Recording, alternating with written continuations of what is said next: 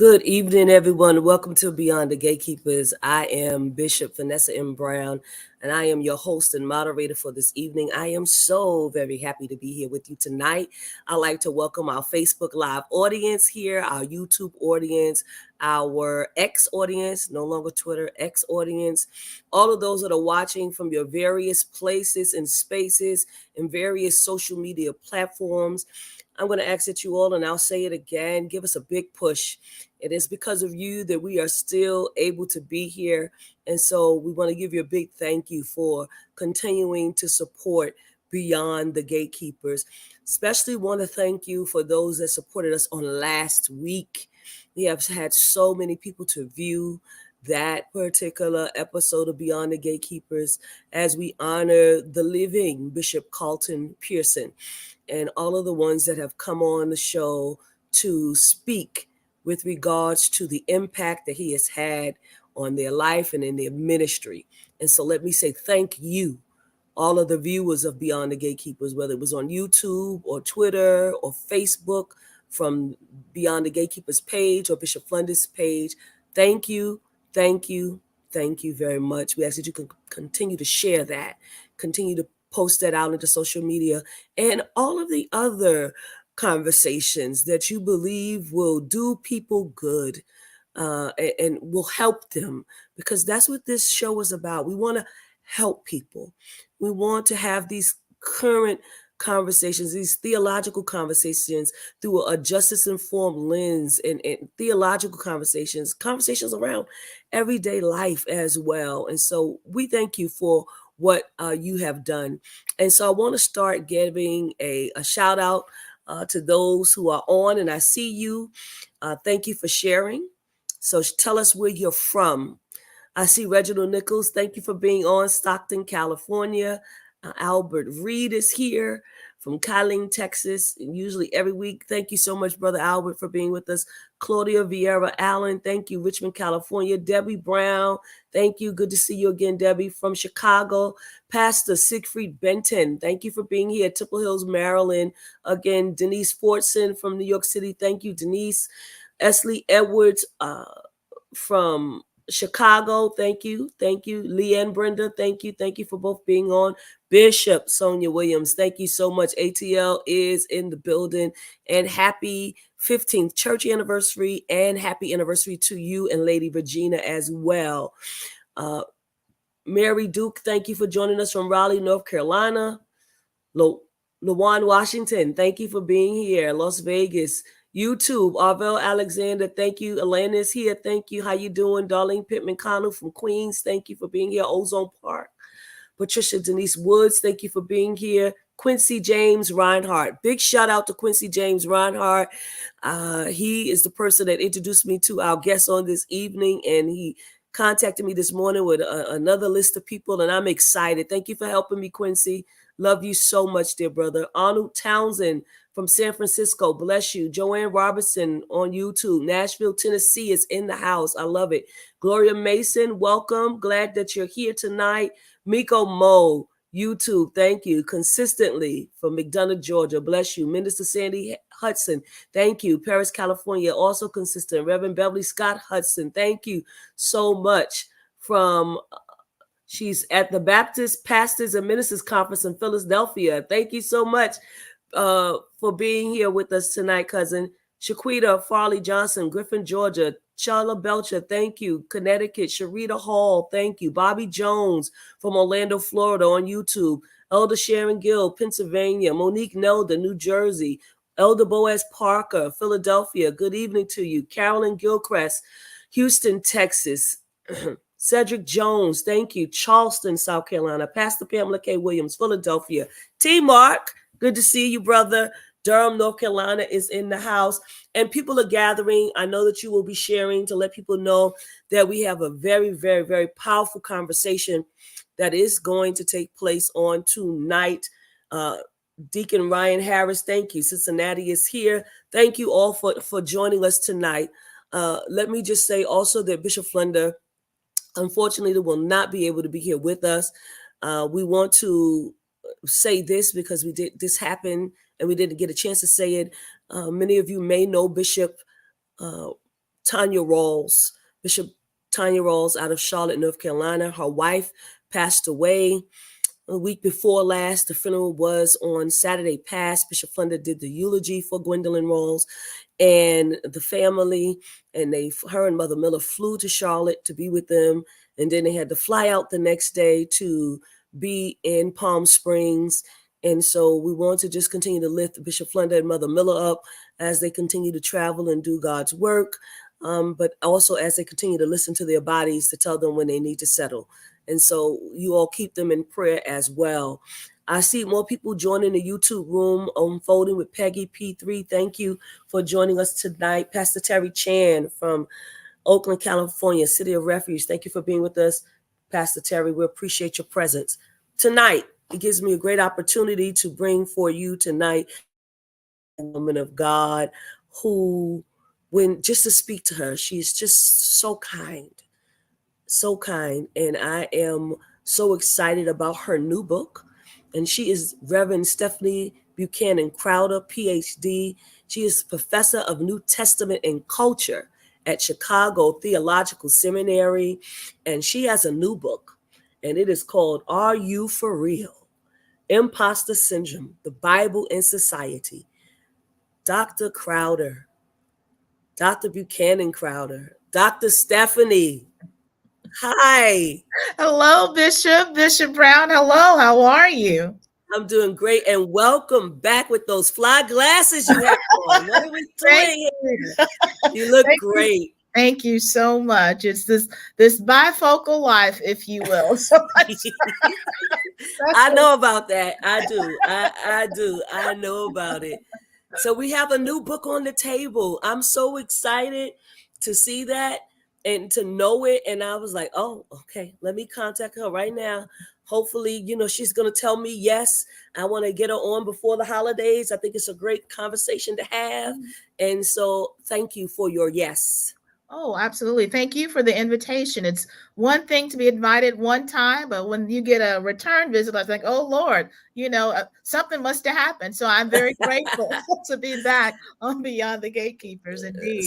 Certainly your first book was a huge impact on our listening audience. And of course, you all can go back and watch it at any time on YouTube and Facebook. Powerful conversation around that book. And I think that people were able to really, really, really live into a lot of the things that you said, but also having had those experiences as well. Right. And so we want to say thank you automatically for your yes on tonight. Yeah. And so I want to just, I start off all the time pretty much with the same question. People think that I'm gonna have trick questions. I have no trick questions. They are because you wrote this book and you know exactly what you said. And so I want to ask you first, what brought on this particular book and the title of it as well? Sure. So, are you for real? It's kind of double meaning, double entendre. People, ask you like, are you for real? But then it's also like, are you for real? Right. So depending on where you put the inflection, it came about out of really two streams, Bishop. Yeah. And let me give honor to, of course, Bishop Pearson and also to Bishop Flunder as well. And again, acknowledging you, Bishop Brown, for this opportunity. Two streams are really sort of the source of this book, if you will. One has to do with there were any number of persons in the academy who were pretending that they were members of a racial ethnic group, but they were not a member of that racial ethnic group. So this whole posing, if you will, they were living imposter lives. And so they got found out. There's been another case recently of another professor who was pretending to be a member. So that was a part of it a couple of years ago, all these different stories that kept happening back to back to back. And then the pivot to the pandemic, to everything shutting down March 2020. Yeah. It was the idea that, and not just the idea, but the action that what was our private homes became public space. And so we were having to, reboot because, when you're at home, you get to be at home. Right. But with Zoom and all this other video conferencing, people were invading our homes. Yes. So we had to sort of put up, fronts, and, because we didn't need people to see everything that was going on. But yet it wasn't our fault that there was a pandemic. So this whole sense of imposters in the academy, this kind of, facade and uneasiness, the second guessing that we were being forced to relish with at home. Yeah. And so, what are the ways then? I said, well, what is this? There's passing, there's imposterism, there's something that's happening. And so, I just did some digging and a deep dive and some research and came across this idea of imposter syndrome or imposter phenomena. And I was like, it was new to me. Of course, I knew about passing and imposters, but this was a different way of thinking about that uneasiness, that facade, if you will. So the idea for me was, well, wait a minute, what is it when we are in spaces and we've achieved, we've accomplished, but there's this sense of self-doubt. Yeah. We got the degrees, we got the house, we got the car, the dog, the cat, the bird, we have everything, the expense account, but yet we're waiting, Bishop, for just, if I can say, the ish to hit the fan, if Yeah. you will. Yeah. Where it's that feeling, that uneasiness, that dis-ease, where we're waiting for someone to tap us on the shoulder to say, get up, you don't belong. So all of that sort of, I think, to me, was sort of coming to a head around the pandemic, around here, folks in the academy who are pretending to be something they were not, on Zoom, folk invading our homes, our territories. At the same time, we were also dealing with still first, the first Black woman in this position, or the first LGBTQIA person in this position. And so here it was, we're still dealing with these first, but not all these spaces where we as first dwell are welcoming spaces. That's right. And so that's where all of this kind of research and interest in imposter syndrome came from. There was also this issue that as I was researching, I said, well, wait a minute, where's faith? Where's belief? Where's theology? Now, people were writing, but they weren't putting faith, belief, theology, God, Jesus, Buddha, on the table. Sure. So me being who I am, I said, well, we got to talk about Bible theology somewhere. So that's, the idea was, how do I fill a space? Yeah. How do I add to the conversation? How do I say, well, we're not talking about imposter syndrome and theology and the Bible. So that's really the etiology of the book.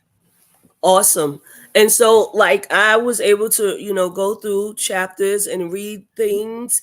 And so I have particular questions around chapters and just around the even the titles of the chapters. And before I get into it, I see that Reverend Knock has come in, Reverend Patrick Alfred. Hello to you all. Earl Lockett Larson. Thank you all for joining us. And we're asking Dinah Chapman, thank you for being here, Dublin, California. We're asking that people share this conversation. So chapter 1, what is? Yes. I said, when I looked at that, I said, okay, she's going somewhere with this chapter, and we don't want to give so much away, but tell us a little bit about the chapter. So the idea, I wanted to play on the the imposter syndrome. So you'll see me sort of riffing off of that in many regards throughout the book. So yeah, what it is, what is imposter syndrome? So just kind of giving let me offer this caveat. I'm not a psychologist. I'm not a psychiatrist. Yes. And so right off the bat, I say, I am sorry if I have flubbed some things. And if, some psychologists are like, take away her card, because I'm not a psychologist, not a psychiatrist. But I think there are ways in which through my own framework, we can still engage these various topics. So, what it is, what is imposter syndrome, and just giving kind of general, broad, cursory definitions of. And by that, I do want you to get into it based upon your lens, from the way that you see it. How do you define imposter syndrome? Imposter syndrome is that feeling of facade and second guessing.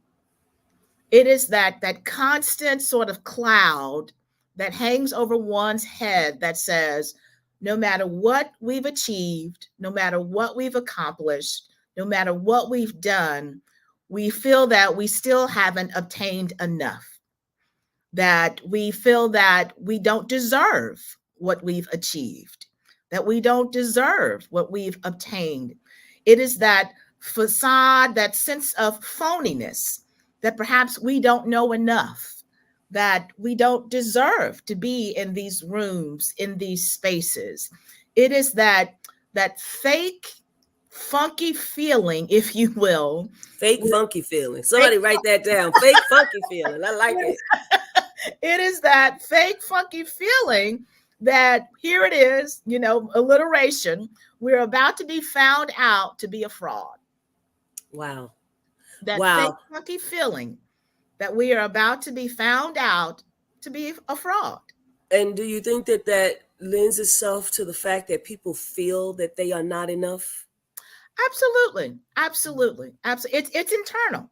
Yes. So some of it is let me say some of it is internal. Mm-hmm. But what I also go to say, you'll notice in the book, at the end of each chapter, I have IS individual study. Correct. IS institutional study.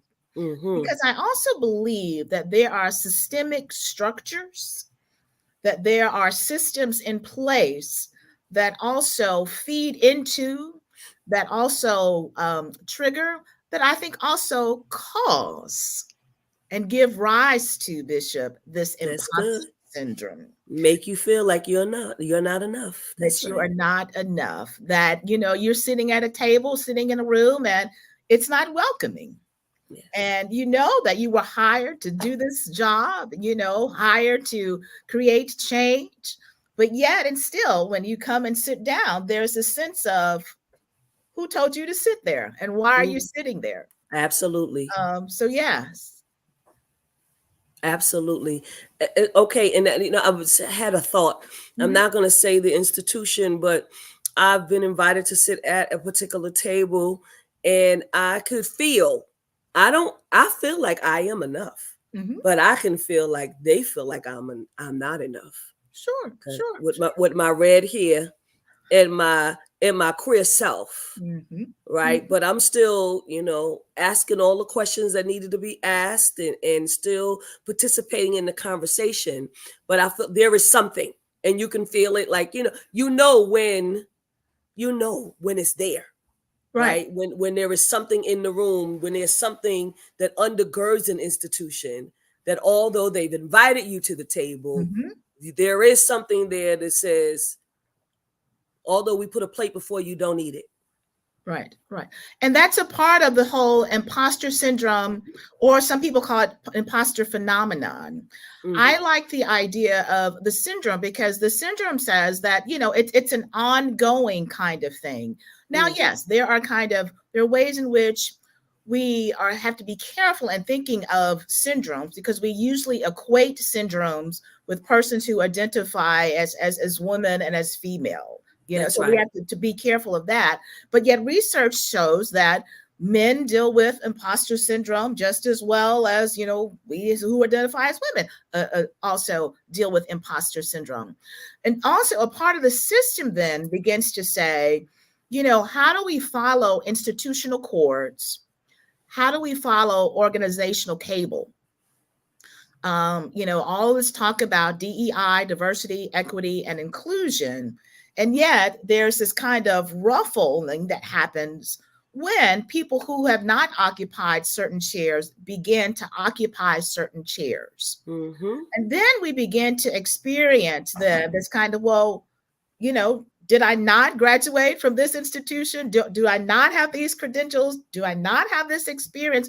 We begin to question ourselves. Absolutely. Whereas previously, we probably did not question ourselves. That's but right. The research around imposter syndrome, Bishop, says that oftentimes for those who are the first, whether it's the first person in your family to go to college or the first person in your family to graduate from college, whether you are the first person, yes, who looks like us, to hold a position in a church, in a school, in a college, a university, in an organization, whether you are the first in your family to graduate with a particular degree. And so what are the ways in which this firstness contributes to the imposter syndrome? And that becomes a reflection not just of the individual who is sitting in that chair, who's inhabiting that space and rightfully inhabiting that space, but that becomes a question for the institution. So that when institutions hire who they know is going to be the first, then what are the ways that institutions have or have not done their own homework? They have not prepared the space. They have not, prepared the ground for this person. They have not prepared themselves to be hospitable and welcoming. Absolutely. And so you have the institutional dynamics and then the dynamics of being first. They meet up. And so then you have this kind of institutional imposterism that's going on that meets with our own individual imposter syndrome as well. One of the people that are on, they made a great statement, said the struggle is real. It happens in the pulpit too. Mm-hmm. I know I have been called, but sometimes folk try to treat me like I owe them proof. Absolutely. Absolutely. And that I mentioned that whether it's a church, temple, mosque, synagogue, I don't think there's any institution, any organization that's off the table in this regard, because we're talking about people and we're talking about leadership qualities. We're talking about systems. And we know that our churches, our religious bodies, our religious institutions are indeed reeking of systems, if you will. And so what are the ways, being the first, who's the pastor? And there are also ways in which these institutions, I say, lean into what I call predecessor proclivities, right? Predecessor proclivities. Yeah. Wait a minute. The previous pastor did it this way, or the previous manager did it that way, or wait a minute, the previous director didn't do that. Or so all of these ways in which institutions, yes, our beloved religious institutions, lean into predecessor proclivities by questioning, whether now that we are sitting in this seat, questioning if we even have the right to make changes. Not just whether if we're capable of, but do we have the right to make changes, to do something differently because the person before us did it a certain way? And that's a part of that feeding into the kind of imposter syndrome or imposterism as well. It is a posturing that happens in the institutions that in many ways feeds into the imposter syndrome. Absolutely. I want to just say to everybody, you're watching Beyond the Gatekeepers. Thank you so much for sharing the Facebook Lives and the YouTubes and all of those things. We want to let you all know that we are talking to Dr. Stephanie Crowder, and she has a new book. The book is Are You For Real? Imposter Syndrome, the Bible and Society. And so we're going to be giving away a copy of this book, free book giveaway. You just type the hashtag Beyond the Gatekeepers, all one word, just the way you see it on the screen with an S at the end so that your name could be included. We want to make sure that you are a part of that. But we also want you to know that you can purchase the book. That's very important. And if you go to Amazon, you can get it. You can also get it through Kindle as well. Kindle has it. I downloaded it from Kindle. You all should do the same if that works for you. But if not, purchase the book. This is a good book. It's a great discussion. You'll see Pastor Sue putting all of the links into the chat area. And so we want you to know that these are the things that you need to do. But we want you to also buy the book, but we want you to try to win the book tonight as well. Dr. Crowder is and women. Yeah. So which we touched base a little bit on, but I need you to go all the way there with that. Absolutely. So, I think the divine is just so timely. So I was looking just yesterday on IG, and the only African-American woman who is CEO of a Fortune 500 company, I don't know if I can give names or not, but there were two, now there's one. So the Sunday Ducket, just yesterday posted and said, you belong in any room, take your seat. I saw it. Yes. She said, we've all experienced mental gymnastics, those times when the voice of what? Self-doubt is trying to have the last word. So Yes. here she is, right? TIA, CREF, and she's the only African American woman who's head of a Fortune 500 company. But she often makes these IG posts around what we call imposter syndrome. And Yes. so the study started about 1978, and it was really a study that Doctors Clance and Imes did with white women who were about in their 20s and 30s, and were in graduate school. Some of them were doctors, but they were experiencing the sense of I don't belong, or the sense of Yeah. second guessing. Now, of course, there were challenges with the study. It lacked cultural competency. It didn't Correct. really pay attention to class and sexuality and gender. But we can take things and recontextualize it and dip it and do what we need to do with it to make it live for us in our own settings. Right. But the idea was that here were these sort of high class, supposedly mated in the shade women who were feeling that like they were frauds, who were feeling that they'd accomplished, but that wasn't enough, who were waiting for the bottom to fall out. And so much of the work around imposter syndrome has been with, heterosexual cisgender women. But I found out in my search, there is a whole Palgrave handbook on imposter syndrome. We had folk who identified as queer, who identified as lesbian, saying, well, wait a minute, we experience this too. Absolutely. Folk who were saying in churches, in religious institutions, they're experiencing this.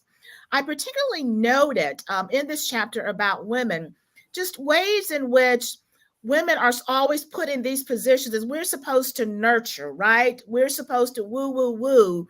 But what happens when we are in spaces where we don't want to woo, woo, woo and nurture? Why is it that we have to always, offer our bodies up? Why can't we use our brains as well and our mental and intellectual capacities? So that's Sure. also a part of what's happening in that chapter about women and imposter syndrome. And part of also what I address is that it's not just women.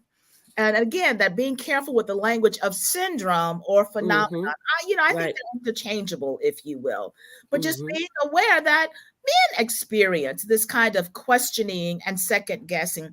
The article noticed particularly folk who are first time, what we call first gen ed college students, Mm-hmm. experience it. You perhaps were valedictorian, and now you get to college and it's a B here and a B there. That can dishevel people a bit. And so the IS and Women talks about ways in which women college students were experiencing this dis-ease, if you will, because they were the valedictorians where they were. Talking about women CEOs, right? And so again, these kind of systemic and these structural places, because here's the challenge. Most of society still pivots, leans on, still has as its model cisgender, heterosexual white men. Absolutely. And so anything that is different from that, we still deem some type of anomaly in society. Absolutely. We can look at the government right now and see, just by the fact that who the Speaker of the House is. Mhm. 51-year-old attorney who is trying to turn back the times into the handmaiden's days, the handmaiden tales. I mean, like, you have to hear his ideology around women Mhm. and what he thinks women are created for, and that every single woman should have produced or born a child, and that child should be working, and Mhm. that we are here, women, to bear children to work. So yes, that I mean, it's something that's still trying to be played out, right? And Mhm. then it's under the guise of religion. That's right. This That's is right. what God wants. Mhm. Mhm. So Mhm. Absolutely. So the idea is say not just to put it all on women, but how do we also think about systems and structures? How do we also think about what goes on in these organizations, in our institutions? I talk about microaggressions, the little NIMBY pity things, petty things that happen, in our workplaces, or Yes. even in our religious institutions, that kind of that slick remark that church member said, and then it kind of hee once they said it, that's a microaggression. Yes, it is. Email bullying that happens, blind copy craziness that goes on. You're not being informed about some meeting. This whole question of, well, are you sure? Are you certain? Those are microaggressions Yes. that impact our bodies, that Yeah. impact our intellectual capacity, that impact our ability to really relish and thrive in our workplaces, in our congregations, in organizations and institutions. And I say in the book, I said, we have to call these microaggressions out, because these Yes. microaggressions really become macro agitations, if you Absolutely. will. Yes. And if we are not careful, these microaggressions become macro agitation. And before we know it, we're trying to cope with all of this. And then we're on macro medication. Yes. So we have to call this, these, well, are you sure? Well, that's not how we used to do it. And well, normally we sing the hymn after we read the script, so things like that, as feeding into and poking and prodding. Because again, most of us are pretty confident and pretty sure and secure in who we are. But in new context, we're trying to get our sea legs about us. Yes, yes, yes. And so then you're facing with email stuff and the little slight, slick remarks that people make. And all of that feeds into this kind of imposterism within us. And for many of us, it's something that we never experienced. But again, context where we're first still, or we're the only still, or we're new. Even if we're new at a place where we've been working, there's still these feelings of dis-ease and discomfort that arise within us. And again, it's not just us. And I want to repeat and continue to reiterate that our institutions have to be held accountable for this as well. Society, hence the title, society has to be held accountable for this. Absolutely. Absolutely. And so for you all to say, what is Bishop Brown doing? The book is so rich. That's why I'm just going to encourage you to get it. But I feel like I need to go chapter by chapter, and I probably won't get to all of it. But that is why I encourage you to get the book. So the next, I mean, like boom, boom, boom, you smack us, bam, bam, bam, like you took some boxing lessons or something. And the next chapter right after that is and race. Right. So, there's a target on our backs, who we are as, Black, African-American folk, whatever, however we want to identify. And so what are the ways then, again, because we're still in context where we're the first at this institution, or we're the first in this position. I mean, I just said, the Sonda Duckett, 500 Fortune 500 companies, 500, but she's the only African-American.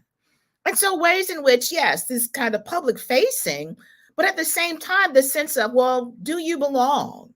And so how do we think about our own sense of identity? How do we begin to think about ways in which society has even said to us that our bodies are valueless, right? We can call the roll, right, of all of the hashtag, say her name. We can call the roll of hashtag Black Lives Matter. What is society then saying to us if we're talking about all of these killings?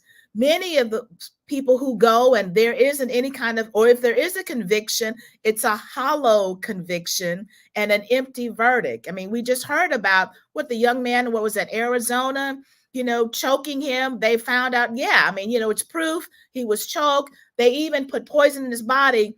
Nothing happens. So what are the ways in which society says to us as African Americans that our bodies don't matter? And yet there's this expectation that we're supposed to show up, do our jobs, and perform with perfection and excellence, and to be on our post, and to do things well, and here it is, to be polite and to be nice, even in the midst of these societal microaggressions that tell us we are valueless, we are worthless, that our bodies don't count for much of anything. And so that's a part of that too. So that not only in our organizations are we battling this internal, this sense of fake and phoniness and this looking over our shoulder, but even in society at large. So there are sort of macrocosmic cosmic impacts as well as macrocosmic impacts that talk to us and that give us messaging about who we are and who we are not. You know, even messages that perhaps we are not even human beings. So again, what are the ways in which imposter syndrome feeds into that, ways in which society has structured it so that, you know, we are deemed less than and deemed not worth much? And how does that feed into this sense of, yes, fake phoniness, and I just know the bottom is going to drop out any moment at any time? And so that's a part of what I was trying to address. That, well, here's an overview. There's women, there's race. I didn't even get to class, Bishop, right? Because part of what the IMS and CLANS study don't do, they don't address what are the ways in which, you know, if you grew up, you know, in Cabrini Green, more in the hood or in the project, Chicago, exactly. Chicago, yeah, all of that. How does that impact how it does we grow up or not in particular spaces, right? Right. You know, people talking about fundraising. What do you know about fundraising and philanthropy? You know, look at your background. So yeah, so I didn't even get to class, but I said, let me start with race and with women, and then we can go from there. And do you think, and this is just my question before we get into the Bible piece of it, do you think that what we experience institutionally, what we experience in society, is also a reason why sometimes we do these things to each other in our own communities? You know, how do we feel about ourselves? How do we love ourselves or not love ourselves? How do we care for ourselves? Because the love that we do have for ourselves, it gets reflected in our relationships. The love that we don't have for ourselves, that gets reflected in our relationships too. At the same time, there are still structures that, you know, don't make it easy for us to get the things that we need to get so that we can take care of ourselves and love ourselves. You know, are we in positions, are we at jobs that don't make having vacation days easy, that, you know, make it difficult to take sick days, that make it difficult, you know, to provide for our children and our family? And so what are the ways in which we take out that frustration, that aggravation, ways in which we take out that lack of economic stability? Yeah, I'm not justifying it, but I think there are ways in which our systems are just as culpable for the ways in which we live, move, and perhaps don't have our being in this world. And do you think that you can say that a lot of this institutional racism, a lot of this, you know, the things around women, all of this is, the foundation is white supremacy? I think Would that be fair to say? I don't know why I stuttered, but you know, there's something that says, you know, why it is that this particular group has to be less than, that they have to be ostracized. I was rewatching James Baldwin's "I Am Not Your Negro," and with that, you know, that closing comment, he says, you know, white folk need to ask, why is it that you need an NIGGER? You know, he says, I'm not one, but you need to figure out why you need one.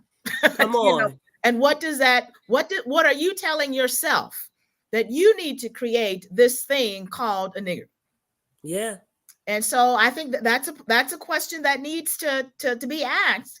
But yet at the same time, I think we also have to take what Baldwin says to heart and say, but I am not. This is who I am. This is who I am. This is my lineage. This is my ancestry. And what are the ways then, if we're talking about imposter syndrome, that we show up, that our ancestors walk into those rooms with us. Yes. That, the lineage, if you will, of Harriet Tubman and Sojourner and Malcolm and Martin and Fannie Lou and Ella, they walk in those spaces with us. That John Lewis is sitting on our shoulders saying, Yes. raise some hell up in here, up in here. Mm-hmm. So, how do we begin then to reclaim that?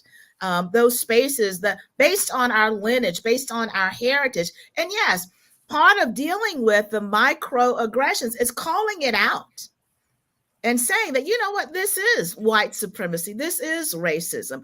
And even in our most liberal of liberal institutions, there are still ways in which there's blind sides, if you will, or there's a kind of blindness, if you will, to some of the racism and sexism and classism and heteronormativity that takes place.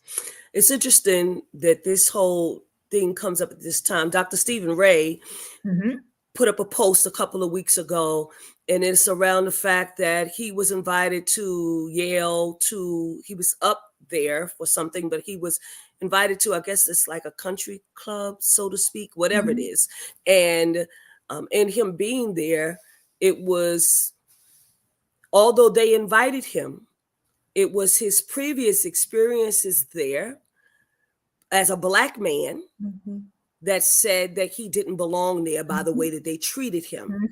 And now that he is this person, right, and has all of these degrees and all of these different things, they want him to still be a part of this club, but he still feels that whole energy around him being a part of something so white, right? It's this institution that has come, and how he is treated differently now, and wondering if that's a place where he still should be. Although now that he's received, is that someplace he wants to be? And I think that these questions come up oftentimes for many of us, right? That they will invite us because we have the credentials, right? We've arrived. Is there? We've arrived, right? But like, are we really feeling at home in these spaces? And the other part of it is, Bishop, was the invitation for us or was it for the institution? You see what I mean? So, I mean, that's a part of it as well. So, all this conversation about DEI, diversity, equity, and inclusion. Yes. Is it for us or really is it for the institution? Are we just kind of, let's just check some things off? Absolutely. And so we have to be mindful of that as to, what is the why of our sitting in these seats? That's right. What is the why of us sitting in these seats, and what is the why of us even entering into these institutions? Because remember, I just told you about a school, I won't name them, who is now giving out scholarships to African-American students, as a part of their reparations. Praise God, though, in a good praise God, as a part of their reparations to African-American people. So it's so many questions. So many questions that you have to ask yourself, and you have to ask the institution, and you have to, whatever it is, whether the institution is a academic institution or whether it's a church, you have to ask yourself, am I here? Why am I here? Am I here just to check a box? Because there's so many boxes. Right. I fit a lot of boxes. I'm African-American or Black, whatever you want to say. I am queer or same gender loving. You know what I mean? I'm a woman, let's go down the list of the boxes that we can check. And sometimes people are trying to fill a quota. That's right. And you hit on such a significant point as it relates to imposter syndrome, that we need to vocalize, verbalize. We need to say out loud. We need to vocalize, verbalize, and say out loud. Well, why am I here? I mean, even during interview processes, even before we sign the contract, that I think at some points we have nothing to lose. Because if we don't say it, if we don't speak it, if we don't put it into the atmosphere, then we'll end up swallowing it, holding it in. And before we know it, again, here comes the macro medication. That's right. Part of the questioning is that we have to hold institutions accountable for calling us, emailing us, texting us, sending search firms after us in the first place. Yeah. Or whatever it is that, however it is that we get to the table, to the interview, that Right. we have to hold them accountable for that. Because it's not just that, yes, we're trying to pay our bills and we're trying to, climb the ladder, but we're at the end of the day trying to retire clothed and in our right minds. Come on now. Right? Yes. We are trying to, leave the institutions, retire, live on a pension, and be able to know where we are, who we are, without, having someone come to wipe us, because we haven't held institutions and organizations and congregations accountable. And so part of my whole point with imposter syndrome in the Bible and theology is not just asking ourselves internal and personal questions, but we have to ask these questions of these institutions as well. I like that. Dr. Crowder, I want to move to the Bible. Sure. You have several instances, several scriptures and texts that can be used. And so I want to go to the widow of Zarephath. And you say here, and for those that, you have to get the book. I want you to get it. Okay. You go to 1 Kings 17 is a self-sabotage. Let's talk about that, because this I need y'all to hear it and start sharing it to the people that are self-sabotagers, because we got some friends amongst us. We have people in our lives. We have family members that are self-sabotagers. So this was a tough one. And from my first book, When Mama Speaks, the Bible and Woman is Maternal Thought. So anytime there's a mother somewhere, I'm going. So that's good. And this whole piece for me, the way in which this widow talks about what her plans for the day are. Yes. Right? What are her plans for the day, Bishop? Well, as far as I'm concerned, it's just me and my son, and we are about to die. That's what she said. Those are her plans for the day. Right? And so not giving her son any opportunity to live to see tomorrow, not giving herself the opportunity to see tomorrow. As far as this widow is concerned, that's just it. That's the end. And this concept of self-sabotage came to me. I was reading someone's thesis, if you will. And the first line says, self-sabotage is used by people who see themselves as imposters. Yes. And so I began to wonder, what was it then about this widow of Zarephath, her community, her country, where she was, that made her feel displaced, out of place, marginalized. And so you'll know, where is she? She's what, at the town gate? Yeah, that's a pretty prominent place, right? But yet, on her mind, she's not, interested in asking for alms, not interested in, trying to get food or water or life's necessities from anybody else. At this prominent place, her mind, it's like she's been so weathered, if you will, that all that she can really think about, all that resonates with her, is death. And this is the end. Yeah. So what are the ways then that this story, what she says, this speaking of death, not just over herself, but over her son, not only becomes self-sabotage, but it also becomes familial sabotage as well. Not giving this child an opportunity to live and to thrive. No, there's no rain, of course. There's a drought, there's water. And so, yes, I get it, that what she sees is nothing but drought and death. Things look dismal, things look bad, but yet at the same time, she's already given up. And Yeah. so the way in which I think context shapes ideas around imposter syndrome. She sees drought, no rain. Yes, there are people, we don't have much. We're just going to call it a day. Yeah. Yeah. She's sunk down into her present circumstances. Mm-hmm. And Mm-hmm. she's not moving in faith at all. No, no. Right? I think I heard a preacher say something about she was living through see nothing days. Absolutely. Absolutely. Absolutely. And so again, you're at the town gate. Yeah. Surely there are people coming, in and there. Elijah comes. Oh my gosh, right?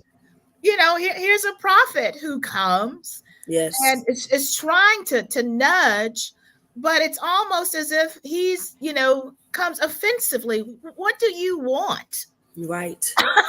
Don't you see that I'm not trying to pay attention to you? What do you mean fix you something, prepare something for you? What do you mean give you some water, right? But not only water, but bread? What? That's another level of hospitality. Sure. You're wanting me to prepare bread for you, but notice the way in which Elijah persists. Yes. And yet the woman is like, but that's not what's on my agenda for today. So what are the ways in which context where there is drought, and drought could be where we don't have professional support. Drought could be where we don't have a social network. The lack of rain could be that, we don't have people in our corners who are telling us, you're doing a good job, you can do it, I'm here for you.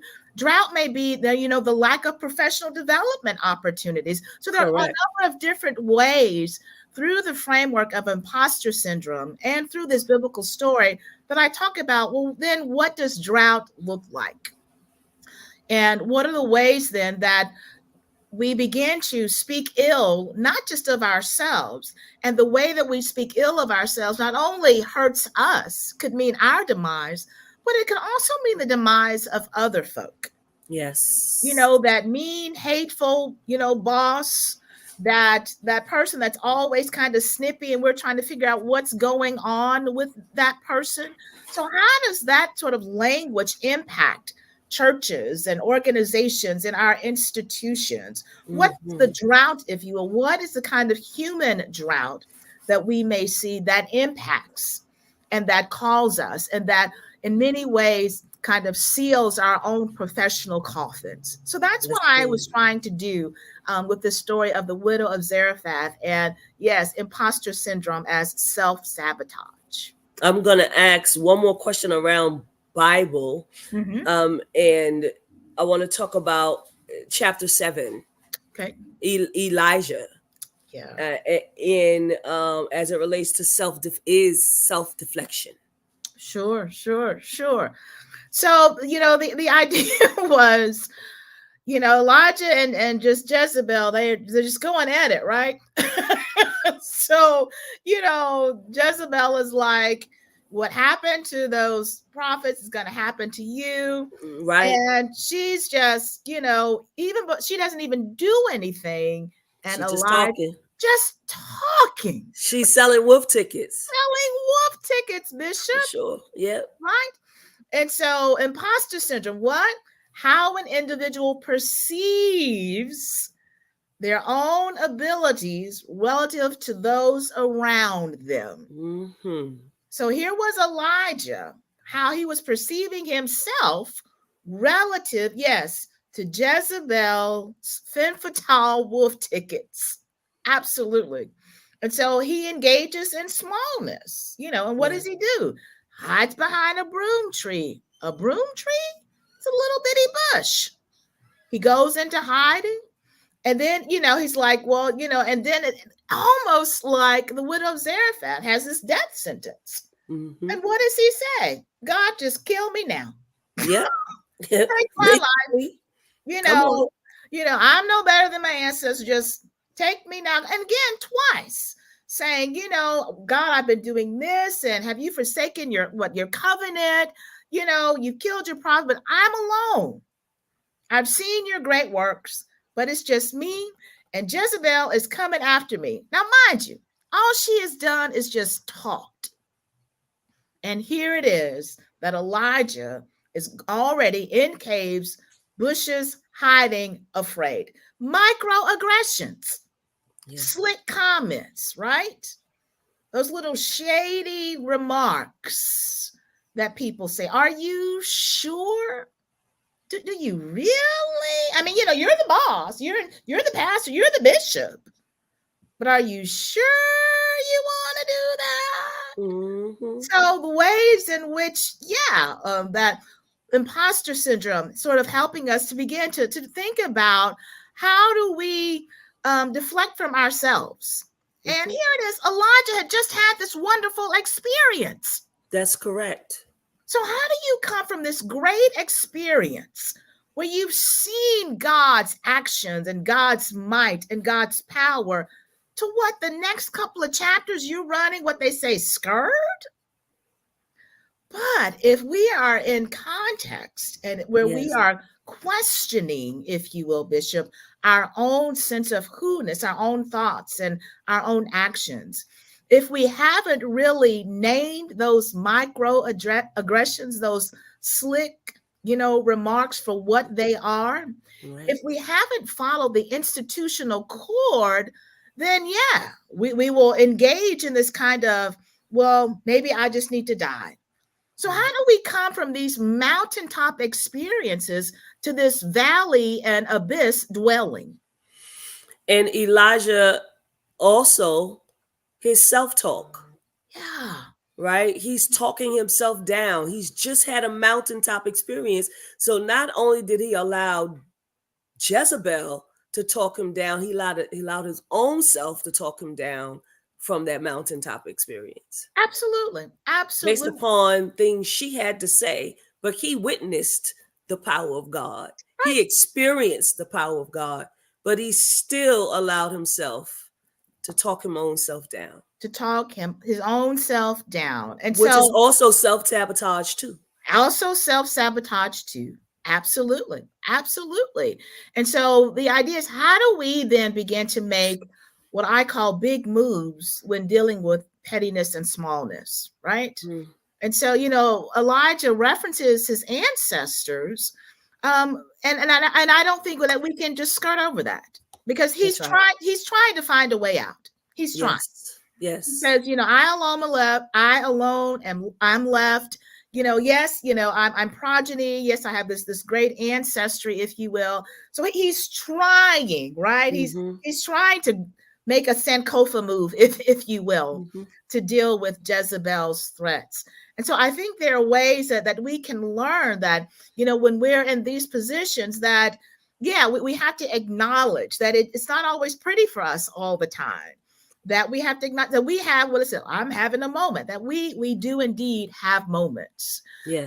But how do we, like Elijah, even in the midst of dealing with Jezebel's femme fatale and wolf tickets, still remember who our ancestors are, our lineage, to still recall the path and the labor and the love, of those who have gone before us to get us to where we are now. And also, again, how do we call out, the microaggressions, that make us run, and questions that make us go and hide under a bush, or find ourselves in caves, which are unproductive places. Listen, it happens. You're right. Yeah. And it happens to the best of us, for sure. Yeah. I want to invite our audience again to, first of all, make sure that you purchase this book. I want to make sure that you go to Amazon or to the places that you can to purchase the book through Kindle, or, mm-hmm. There's going to be a free book giveaway tonight. Type the hashtag Beyond the Gatekeepers. I also want to invite people to ask questions as it relates to the book. And I'll take 2 or 3 questions, 2 questions probably, because we're drawing close to the hour, but I'll take 2 questions from you. But while people are thinking of what they want to say to you, Dr. Crowder, first of all, I want to make sure you all put the word question, so we'll can distinguish that it is one, right? But before we do that, I need to deal with the last chapter. Okay. I need to deal with the conclusion. They will always question the real you. They will always question the real you. I need you to tell us more about that. The idea for me is, when I did this, I said, because I'm not a psychologist, not a psychiatrist, and even in all the research, because we are constantly moving and because we're constantly dealing with people and we are evolving, we're all trying to better ourselves. We're all trying to, yes, get into those next spaces that you'll always find, the shade will meet you in the boardroom. The microaggressions that could be your welcome email. And so there will always be, because we're still in a society where we're dealing with first. We're dealing with people we've not seen sitting in seats. We're dealing with people who are, writing that we've, have not had the opportunity to do so. We're dealing with folk who are out in public and who are out in front. And we're not accustomed to that because they don't fit, this certain profile as it relates to gender and sex and race and class. So I think in that regard, there will always be questions. Because if we're in a society where we can still say that we are, 3% of this or 2% of this, is composed of LGBTQ persons, or 5% of this is, women of color, and 10% of this, where we can still quantify, I think that's why there will always be questions. Because we've made strides, Lord knows we have. And we've come, over a way that with tears, yes, has been water, but there's still much more to go. And because we're still applauding the first. Yes. And because Still. so many of us are in spaces where we're the only. I think, perhaps Gen Zers may have a different kind of understanding to that. But and for many of us, it is we're the first, we're the only. So that's why I say that there will always be questions. I think the key is for us to call the question for what it is, and for us to begin to ask the questions and not always be on the one who has to answer them, but to flip it.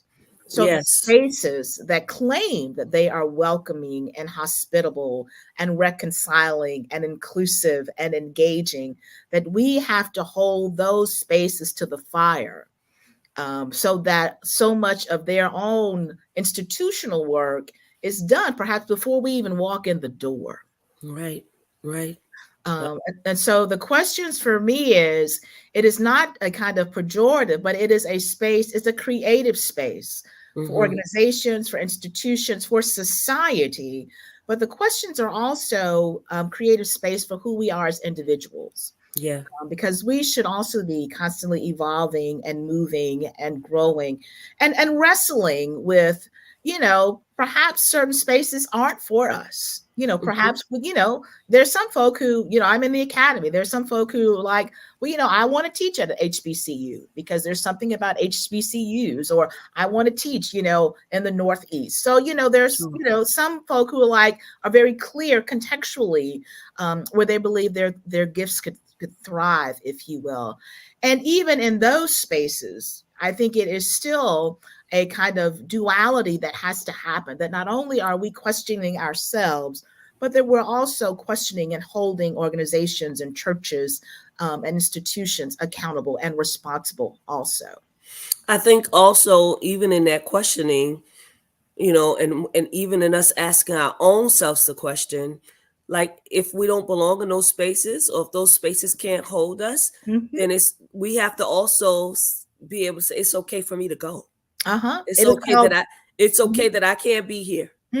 It is the gift of goodbye. It is the gift of goodbye. Absolutely. I don't have to be here. I don't have to stay, and I can go and find someplace else to be. That's right. That's right. Because again, what is it? We want to live and be clothed and in our right minds once we leave. We're not trying to have a premature death. We believe in God's will. Who knows what the divine. But if we can control it in any way, I want to live a little while longer outside of this institution. Absolutely. That's right. That's right.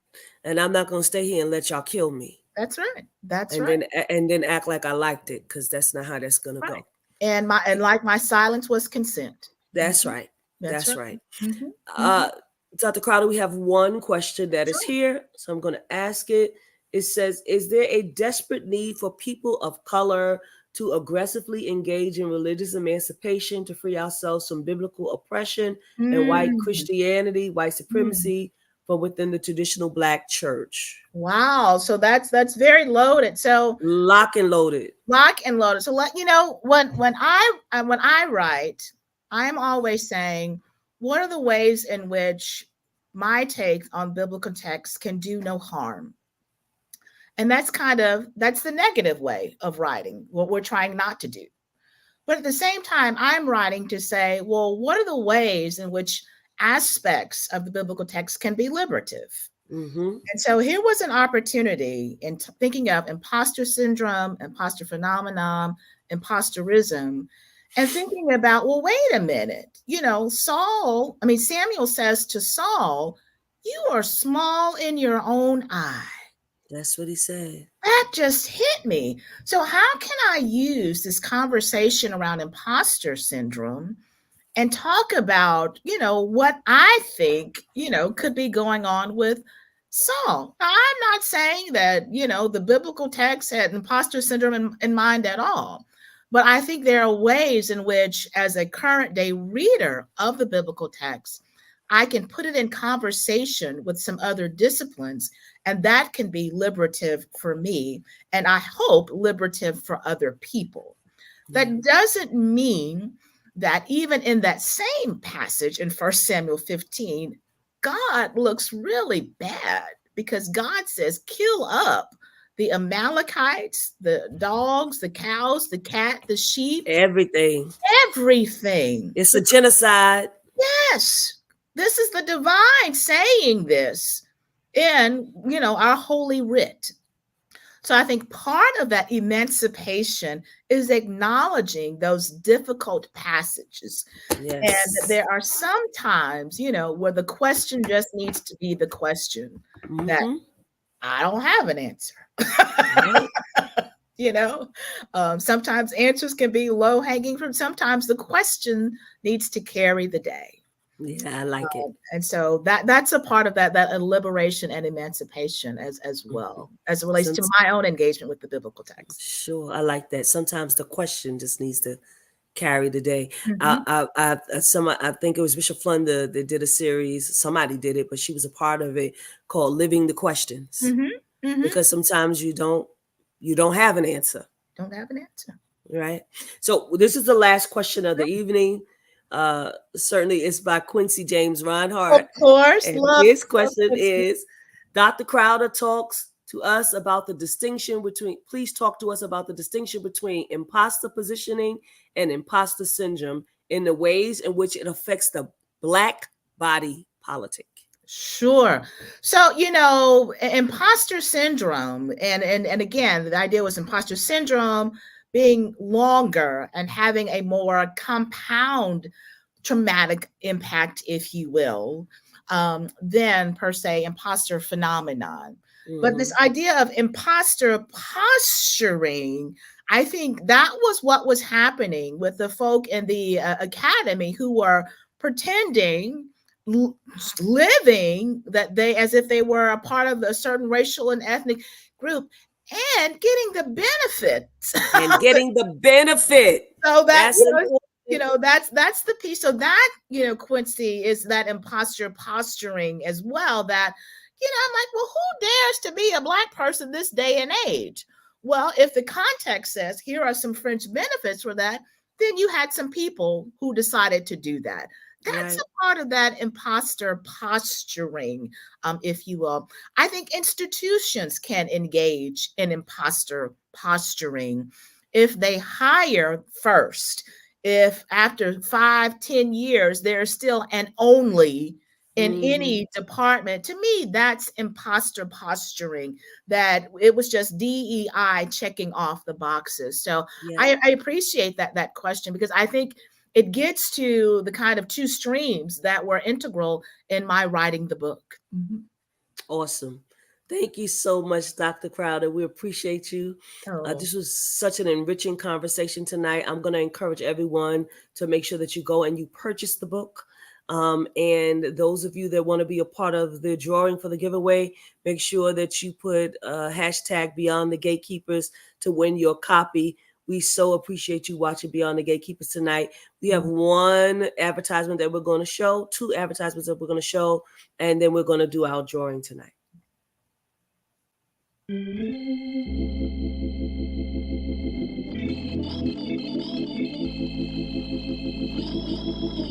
From the blues to hip-hop, African Americans have driven sonic innovation for more than a century. While styles have changed, there's one sound that's remained constant, a source of strength and courage, comfort and wisdom. Gospel. That's a little bit of gospel.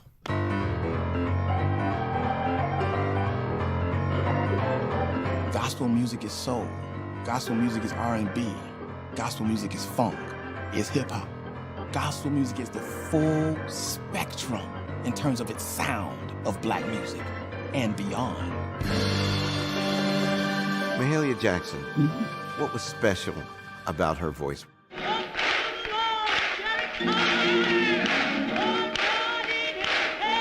She believed every word she was singing, and she wanted you to believe it.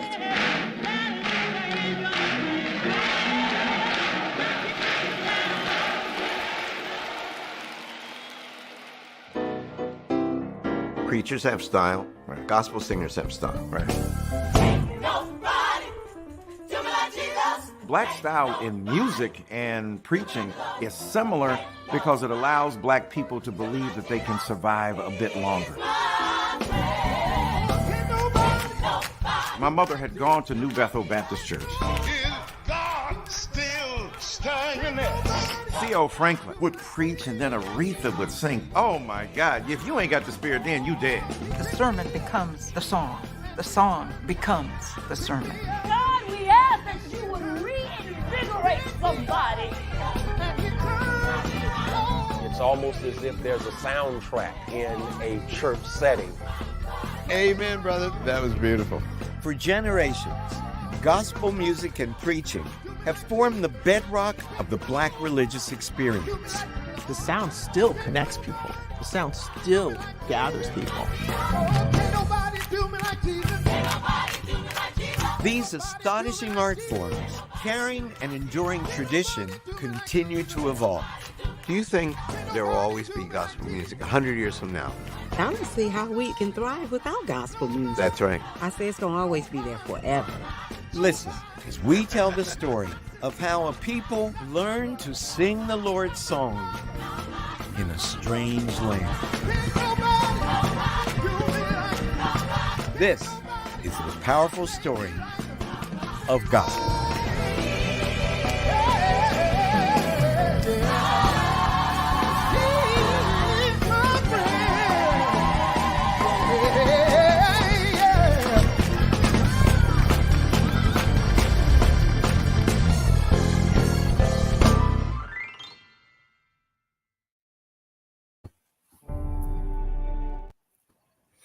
Thank you for watching. And so you'll know Bishop Flunder, Brother Miller, you see Pastor Ann Jefferson, Dr. Gabby and Andrew, Dr. Andrew, they're all in this, and Dr. Freddie Haynes. We want you to watch it. It's coming, I think, in February.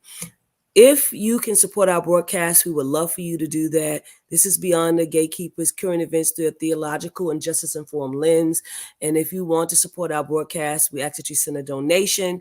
Send it via Cash App to $TFAM annual or to PayPal. Our PayPal is www.paypal.me/TFAM justice. This is so that we can continue to do this work, continue to increase our audience.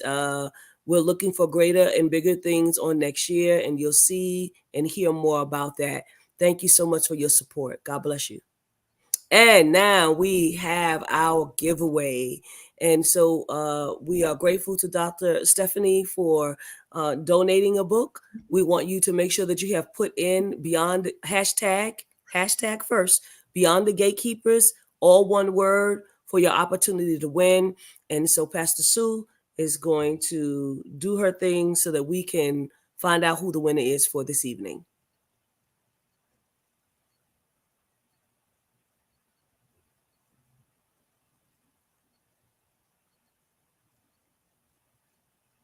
Tanya D. Jackson is the winner tonight.